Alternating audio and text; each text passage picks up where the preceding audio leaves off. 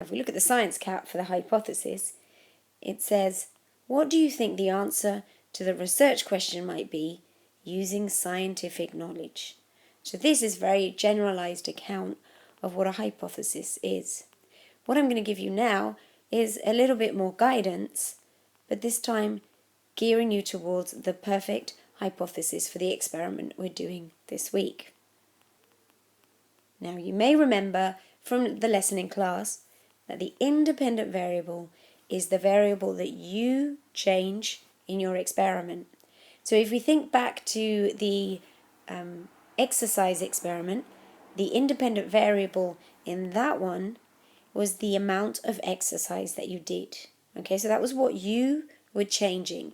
Perhaps you ran up more stairs, or perhaps you did more lengths of the playground from one side to the other. You increased the amount of exercise, and that was your independent variable. In your experiment for this week, the independent variable might be the height of the ball. Okay, so if you are going to drop it and see it bounce, or you might drop it and see the crater that's made. Okay, so that's the independent variable. The dependent variable is the variable that changes because of your experiment.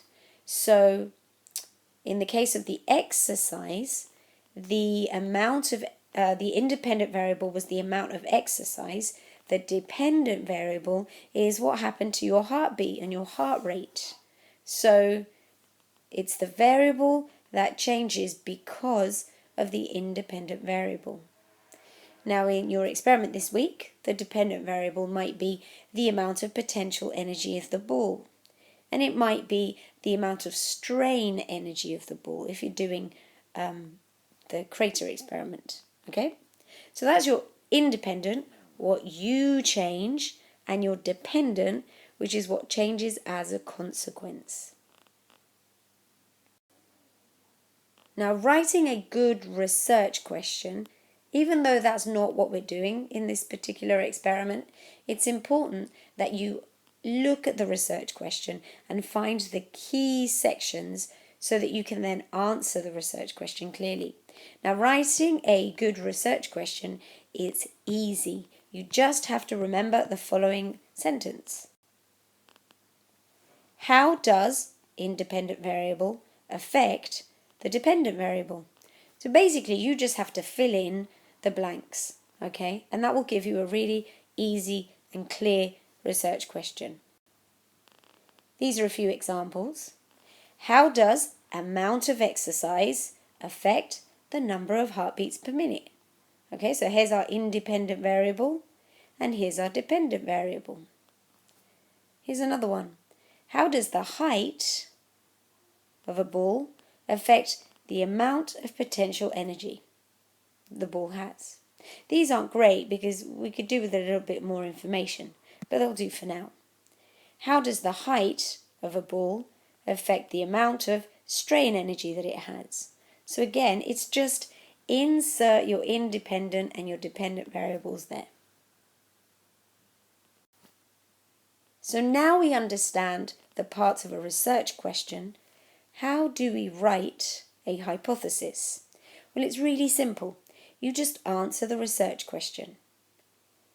As the independent variable either increases or decreases, choose one of these two, the dependent variable increases or decreases. So pretty much you have to predict some kind of a pattern. One of these and one of these. So for example, as the amount of exercise increases, the number of heartbeats increases.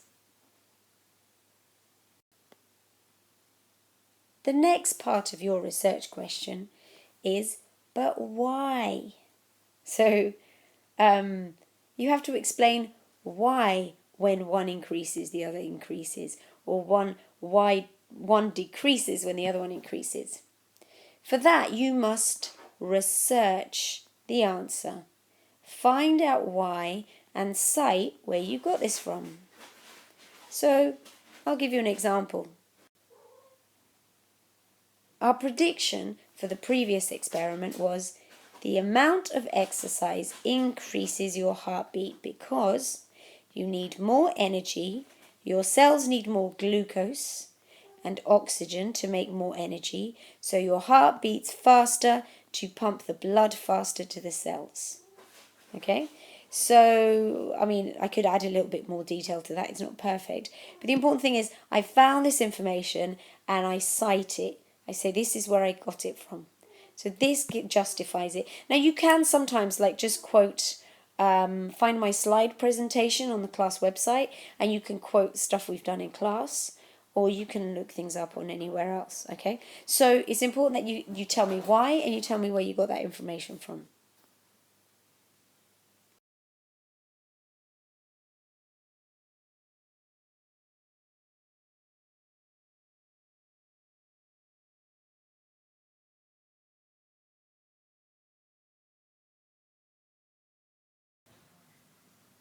Right, so some of these graphing questions might seem a little bit tricky, but once you've done a few, you'll find that it should get much easier and you'll be able to recognize the tricks. So the more you do, the better. Let's have a look. Question 1. We have a graph of velocity over time. And the question is, which one of the following graphs best represent the variation with time t of the acceleration a?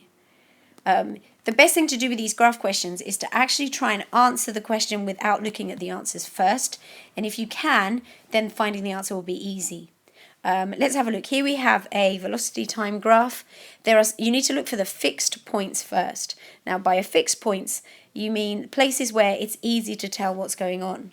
Here we have a nice fixed point where the velocity is equal to, sorry, not the velocity, but the acceleration is equal to 0.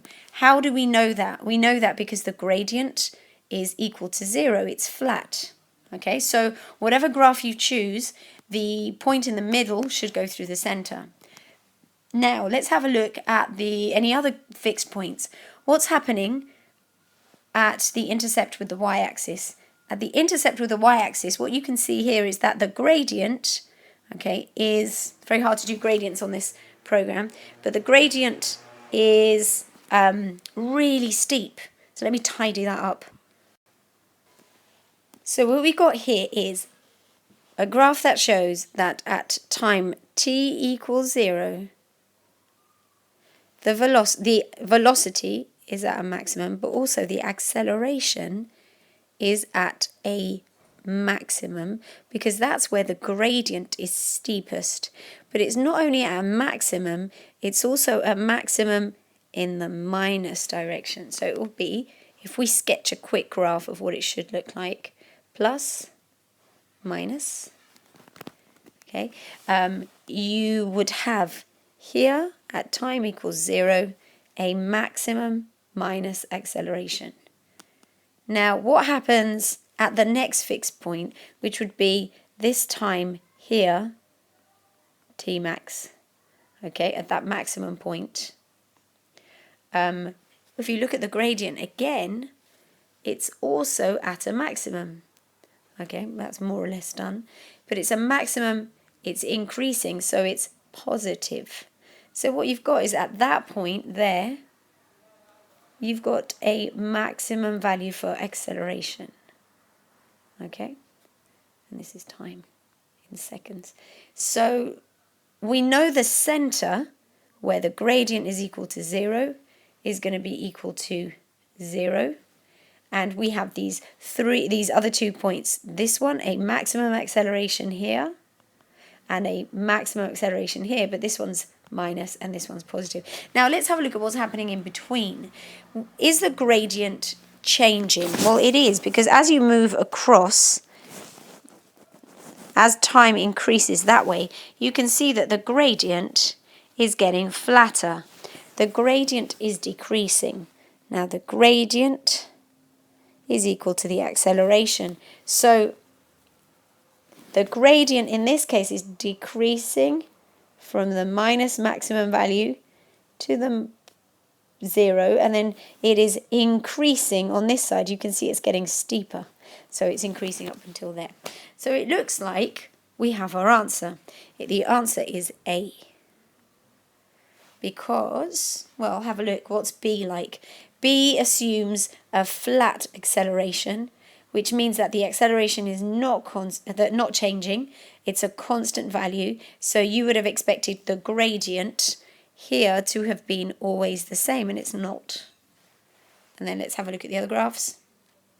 This one would have been correct, but this acceleration is positive, and this is quite clearly negative because that gradient is decreasing.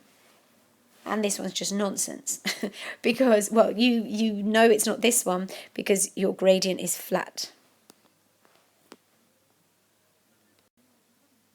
Question 2. The graph shows the variation with time t of an acceleration of an object. And the question is, the object is at rest at time t. Which of the following is the velocity of the object at t equals 6 seconds? Now, you should remember from what we covered in class that if we think of our cake, again, here it is. We have gradients. So the gradient of velocity time graph will give you acceleration. The velocity of a displacement time graph will give you voltage. But then the other way around, the acceleration, to find the velocity from the acceleration, you would work out the area under the graph.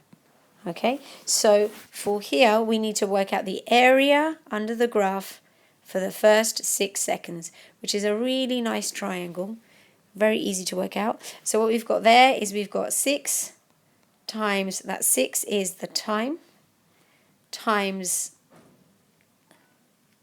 let's have a look there really carefully, it's 14.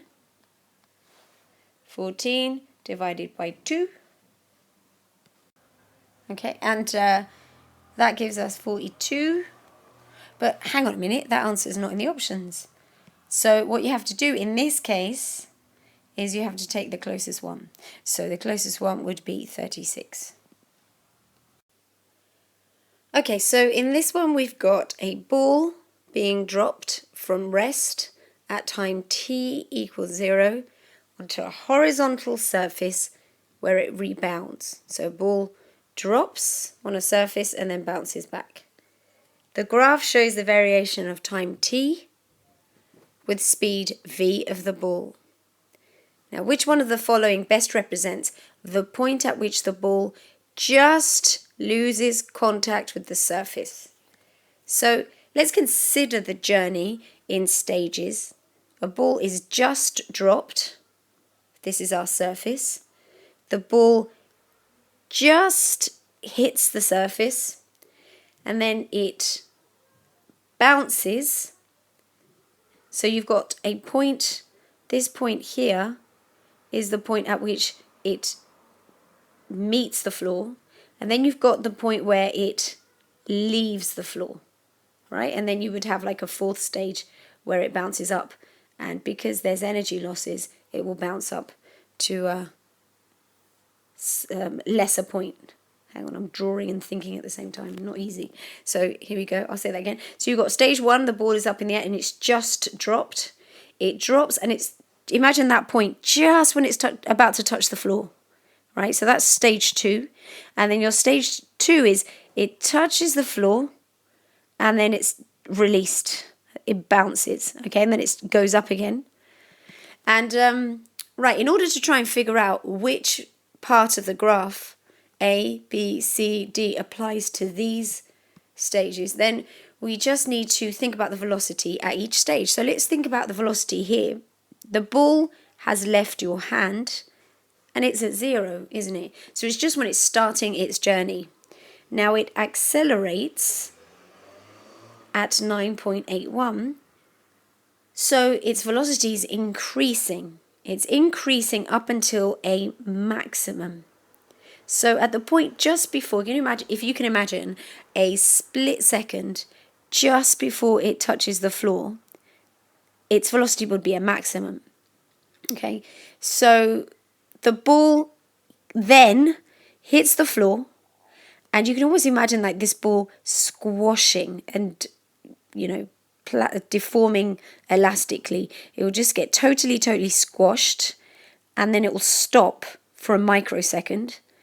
and then it will revert back to its shape, and then it'll be released back up again, which is shown here. So in this part here, what we've got is a sudden and very, very, very quick slowing down to v equals 0. So from the point that it touches the floor to it being totally squashed, the velocity becomes 0. And for that tiny amount of time, it's 0, but then suddenly the ball goes back to its normal shape and it increases up to v max again. Okay, and then it will decelerate, because here it's at a maximum, and it will decelerate at minus 9.81.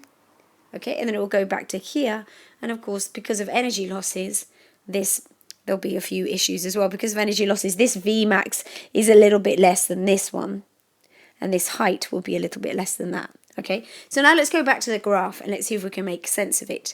This journey here, where the ball's velocity starts at v equals 0, up until a maximum would equate to this part of the journey. Right, so from here, v equals 0 to v equals max.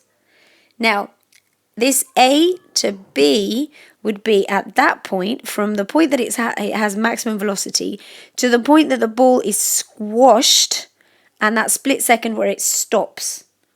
Okay, so that would be there. That would be B. Now, C is where it unfurls, it goes back to its original shape, and it goes from velocity 0, a squashed ball, to a normal ball shape, and it's got v max, and that's like just as it moves back up. So that's exactly what the question is referring to. Which of the following best represents the point at which the ball just loses contact with the surface? So that would be C. Okay, and then just out of interest, it's worth noting that D would then be the fourth part of the journey, which is this deceleration up until a 0 again. Okay, so anyway, just to sum it up, just in case it comes up again, from v0 to v max, we have journey A. From this v max to v equals 0, that would be B. From v equals 0 back to being launched to v max, that would be C, and then back up to this position would be D. Anyway, the answer to the question was C. Question 4. The diagram below shows the variation with time t of the velocity of an object. Okay, so the question is about the acceleration. So what does the acceleration time graph look like? Well, as you know, the acceleration is equal to the gradient of a velocity time graph. So this in effect is asking you, what is happening to the gradient of this graph? So I'm going to draw the axes underneath here so we can figure out what's going on. So here in this section, the gradient is actually equal to 0. So that means that on an acceleration time graph, for that period, for that section, you would have a line going through the x-axis like that. And then what happens here? Well, in that slight curve there, it immediately goes down to some value there. And then the gradient is constant. It's flat, isn't it? So it suddenly goes like that. And how do I know it's going down here? It's a minus. It's a decreasing gradient. So, and by decreasing, I don't mean a decreasing gradient. I mean the velocity is decreasing. So we have a minus acceleration. So your graph should look like that. So if we have a look at the options, we can see that D is the answer. Okay, so let's have a look at this question. The graph below shows the variation with time of the acceleration A of a spaceship. Now already you should start thinking, if it's an acceleration time graph, what can I do with this graph? Well, the only thing you know is that the velocity is equal to the area. Okay, so what does it ask? The spaceship is at rest at t equals 0. The shaded area, what does it represent? Well, you know by now that it's equal to the velocity. So A, is it equal to the distance travelled? Well, no, it can't be. Is it equal to the speed? Well, velocity would be the most appropriate at this level, but yeah, sure, acceleration is equal to the speed as well. The gradient of a speed time graph would give you acceleration, as well as a velocity time graph. A speed time graph would as well. But let's just leave it there for now. Let's read the other options just in case. C, the rate at which the speed of the spaceship changes. Basically, the rate of change of speed. Now, you guys should remember the definition of acceleration is the rate of change of velocity. It could just as easily be the rate of change of speed. That's just as correct. Okay, so what this is saying is, does it represent the acceleration? No, because it's an acceleration time graph. The axes, the actual readings, represent acceleration. And then D, the rate at which the acceleration changes. So no, because that would be the gradient. I think we mentioned this in class. The gradient of an acceleration time graph would be the rate of change of acceleration. So indeed, the answer is B. Okay, an object is dropped from rest from a point several hundred meters above the surface of the Earth at time t equals 0. The object strikes the ground at t equals t, capital T, and air resistance is not negligible. Now, it's a bit unfair, this question. I've given it to you a little bit too early. But it'll get you thinking, so don't worry if you find this one too hard. I haven't taught you enough to do it properly, but let's see how well you do. Which of the following sketch graphs best shows the variation with time t of the speed v of the object? So as a ball falls, if you can imagine, I'll just sketch out 3 stages in the journey for you. The first one would be just at that point where it's released, and the velocity is 0. Now, what should happen if there was no air resistance is that this ball would accelerate continuously until it hits the floor with an acceleration of 9.81. So that would be A, okay? But unfortunately, it's not that easy because the air resistance is in fact a factor. So how does air resistance or having air resistance change this graph? Well, the acceleration slowly reduces. Okay, so it starts off with an acceleration of 9.81, but as it goes through and the air pushes up on the ball, it slows it down. You end up with with a force that acts upwards to try and balance out the weight down, and you actually get to a point called terminal velocity, which we'll look at in the next chapter, where the two forces, the weight and the air resistance, actually balance out. So eventually the ball will hit a point where it becomes constant. So what actually we're looking for is graph A, but with the acceleration slowly stopping so that the velocity doesn't increase linearly anymore. It peters off until it gets to a constant velocity. Okay, so the correct answer would be B, like that. Now, your ability to do this question relies on you having knowledge of this from last year, or maybe some stuff we did in grade 8 with parachutes. You might remember playing with parachutes in grade 8, but you probably don't remember why. So don't worry about it, because we will cover this in length in the next chapter. 4 cars, W, X, Y, and Z, are on a straight road. The graph below shows the variation with time t of the distances S of each car from a fixed point. Which car has the greatest speed? Now, interesting, because what this is telling you is that the direction is not important. So it's displacement time graph. And what's the relationship between speed and displacement time graphs? S over t gradient equals velocity. Okay, so which one has the highest gradient? It's W. Okay, so the answer is A.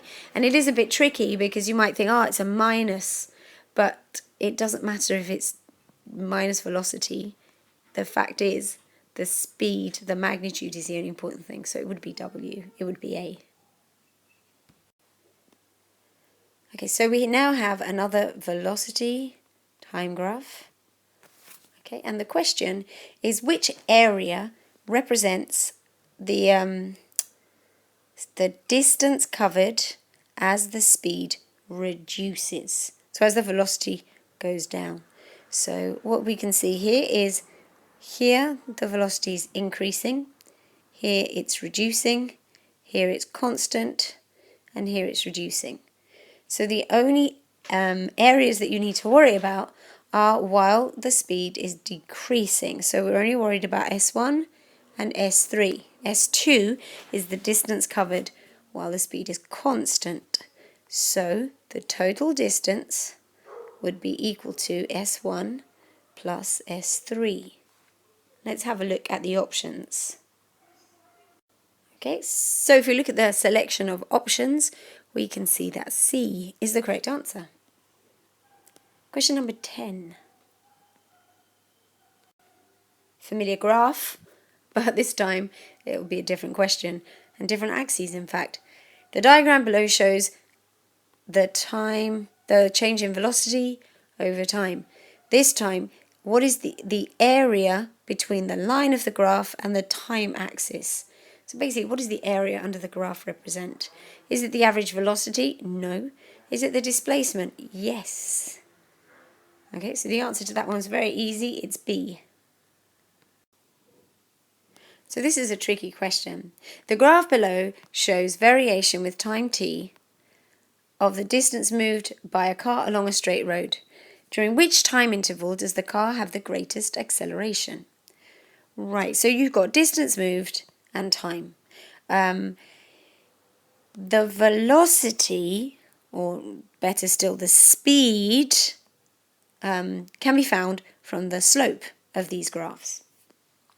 So if we find the slope at A, at the beginning of A, compare it to the slope at the end of A, you can see that there is a change in velocity because there's a change in the slope. And a change in the slope, delta V or V minus U, same thing, over T, is actually an acceleration. So in this stage, there is quite a considerable change in velocity. But the same is happening here. And you can see that from here, this is relatively, it's still at a small angle, but the change from that slope to this slope is quite a large one. Okay, so here we have acceleration as well because we have a change in velocity over time. And then here during C and D, the gradient pretty much stays. This is a little bit flatter, but the gradient stays pretty much the same. So on the one hand, we can get rid of C and D because there isn't much going on there. We need to make a decision. We need to decide where is the change greater. Is it from here to here or from here to here? And I think probably there's a bigger difference in that time period B. So I would say the answer was B. Now this is a horrible question because there isn't actually that much difference between A and B, but the answer is in fact B.